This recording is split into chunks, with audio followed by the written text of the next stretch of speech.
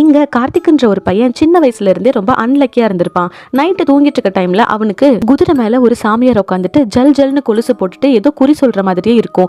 என்னன்னு சொல்லிட்டு பார்த்தா, கார்த்திக் நாளைக்கு காலையில உங்க அம்மா இறந்துருவாங்க அப்படின்னு சொல்றான். அதே மாதிரி அவங்க அம்மா கிணத்துல தண்ணி எடுத்துட்டு இருக்கும் போது கால் வலிக்கு தலை கல்லுல முட்டி இறந்து போயிடுறாங்க. அப்படியே கொஞ்ச நாள் போகுது. கார்த்திக்கும் பெரிய பையன் ஆயிடுறான். அந்த டைம்ல கார்த்திக் உயிருக்குயிரா ஒரு பொண்ணை லவ் பண்ணிட்டு இருப்பான். நைட்டு தூங்கிட்டு இருக்கும் போது அதே ஆள் கனவுல வந்து நீ காதலிச்சிட்டு இருக்க பொண்ணும் நாளைக்கு காலையில இறந்துருவா அப்படின்னு சொல்றான். இதை கேட்ட கார்த்திக் ரொம்பவே பயந்துட்டு அலறி அடிச்சுட்டு சைக்கிள் எடுத்துட்டு அந்த பொண்ணை பாக்குறதுக்காக போறான். ஆனா அந்த பொண்ணு இறந்து போயிடுறா. கொஞ்ச நாள் கழிச்சு உங்க ஊர்ல இருக்கிற ரகுன்ற ஒரு ஆளு இறந்து போயிடுவாரு அப்படின்னு சொல்லிட்டு கார்த்திக்கு கனவு வருது.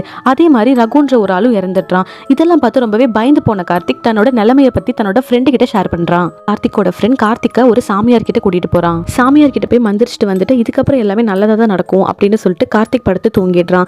அடுத்த நாள் அவனோட தங்கச்சிக்கு என்கேஜ்மெண்ட் வச்சிருப்பாங்க. நல்ல மாதிரி கல்யாணம் நடக்கணும் அப்படின்றதுக்காக கல்யாண ஏற்பாடெல்லாம் பண்ணிட்டு இருக்கான். அந்த நாள் நைட்டு கார்த்திக்கோட கனவுல அதே சாமியார் வரான்.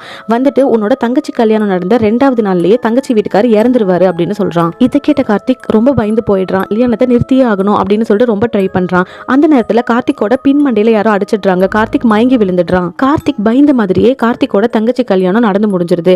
கார்த்திக் தன்னோட ஃப்ரெண்டு கிட்ட தங்கச்சி வீட்டுக்காரர் இறந்துருவாரு அப்படின்ற உண்மையை சொல்றான். அதுக்கு கார்த்திக்கோட ஃப்ரெண்ட் உன்னோட தங்கச்சி கல்யாணம் நேத்து நின்றுக்க வேண்டியதுதான். கரெக்டா தாலி கட்டுற டைம்ல ஒரு மாடு உள்ள வந்து எல்லாத்தையுமே நிறுத்திருச்சு.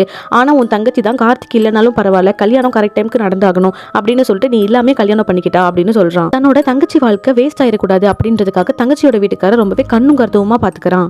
தங்கச்சி வீட்டுக்காரர் போற பஸ்ல கூட எந்த ப்ராப்ளமும் வரக்கூடாது அப்படின்னு சொல்லிட்டு ஃபுல் அண்ட் ஃபுல் செக் பண்ணிட்டு தங்கச்சி வீட்டுக்காரன் கூட அவன் வீட்டுக்கே போயிடுறான். அங்க போய் அவனை கண்ணும் கருத்துவமா பாத்துக்க ஆரம்பிக்கிறான். இதை பார்த்த தங்கச்சியோட ஹஸ்பண்ட் ரொம்பவே சந்தோஷப்படுறான். யாருமே என்ன இந்த அளவுக்கு கவனிச்சுக்கிட்டதே இல்லை அப்படின்னு சொல்றான். அப்படியே 2 நாள் முடியுது. ஆனா 2 நாள் முடிஞ்சுமே தங்கச்சி வீட்டுக்காரர் சாகல. இந்த மூவியோட நெக்ஸ்ட் பார்ட் வேணும் அப்படின்னா லைக் அண்ட் கமெண்ட் பண்ணுங்க. தேங்க்யூ ஃபார் வாட்சிங்.